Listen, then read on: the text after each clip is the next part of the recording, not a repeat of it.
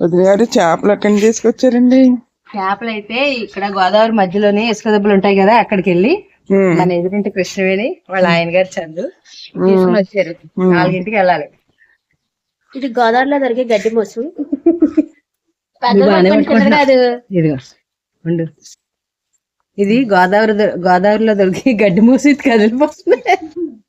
గడ్డి మూస అంటారు దాన్ని. గడ్డి చేపలు అన్నిటికి రారాజు. ఏదో అమ్మో ఎంత ఉందో వదిన గారు, ఎంత ఉందో చూసావా? అమ్మో తీసుకుందా. ఎన్ని రోజులు తినాలంటారు అది? ఎన్ని రోజులు అయితే అన్ని రోజులు తిందాం. చాలా బాగుంది ఇది. ఇది గోదావరి మధ్యలో ఉంటది కదా, ఇసుక దెబ్బల మధ్యలోకి అక్కడికి వెళ్ళి అక్కడ పడతారు. ఇది అక్కడి నుంచి తీసుకొచ్చింది మన కృష్ణవేణి వాళ్ళ ఆయన గారు చందు, ఇద్దరు కలిసి వెళ్ళి తీసుకొచ్చారు. బాగుంది. ఈ మామూలు మూసలా? మామూలు మోసలు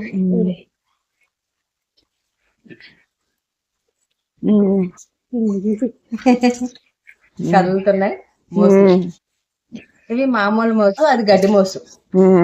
అప్పుడే కృష్ణాని చేపలు చేంజ్ చేస్తున్నావా? ఇది గడ్డి మోస, నల్ల మోస. ఇవి నల్ల మోస చూపించినాయి. ఫస్ట్ పెద్ద చేప చూపించినాయి, అవి గడ్డి మోస అట. ఇవి నల్ల మోస. ఇది ఈ చేపలు ఇదేంటంటే గోదావరిలోని అడుక్కి వెళ్ళిపోయి నాచు గడ్డే తింటాయి. దీనికి గడ్డి మూస అని పేరు. Okay okay. జయ జయ జయ అంటుంది. దీనికంటే ఇది పెద్ద చేప. ఇది అబ్బో